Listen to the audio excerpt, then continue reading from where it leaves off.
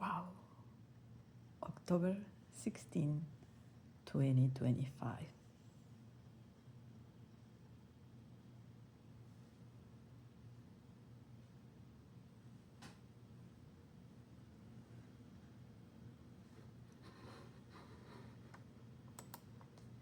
When people step into a moment of exquisite attention, that doesn't just transform the moment, it stays with you when you step out of that. It's like you take a little piece of the spell with you into your life. You are changed, and then you interact with somebody else differently because of that.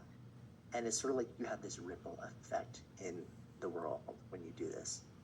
Now, this is sort of like the core of what I've been able to deconstruct about how you actually, what you need to put in place to cultivate this state of exquisite attention. Um, and, you know,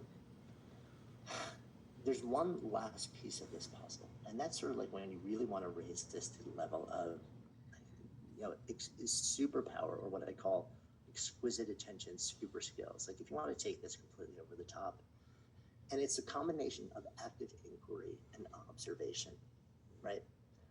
And it circles all the way back to that initial practice.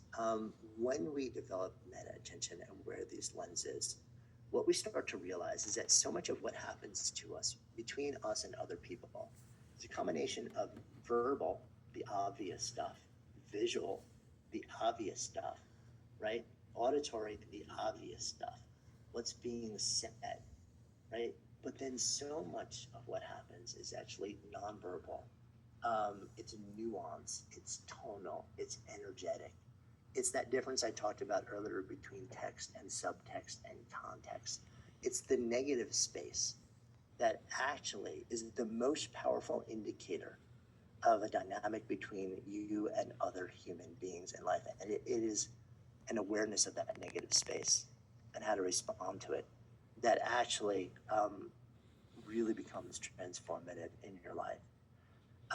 So these things give you the ability to effectively become more aware of that space, of the subtext, the context, and the negative space, not just the surface level stuff, and then respond to that in a profoundly different way, in a much more intentional way, so that you can build the relationships, the moment, and the outcomes that you want. Um, when you actually have the ability to sort of like respond on that level, everything changes. The big points are this. When we talk about winning the year, what are we really talking about? Winning is an interesting word because, on the one hand, the feeling that often comes to me when I think about the word winning is dominance or domination. And that's not the way that I live my life. And I don't think that's the intention. When we talk about winning the year in the context of growth day in our own personal development in our lives, we're not talking about that. What I do believe winning the year is fundamentally about being intentional and proactive and having agency in your life and the ability to create what you want to create, no matter what circumstances life brings to you. And a big part of that is training our brain to actually be able to know what's coming into us, choose what to allow in and what to allow out. And because so much of the quality of our lives is determined not just by circumstances and facts, but by the interactions that we have with other individuals in our lives.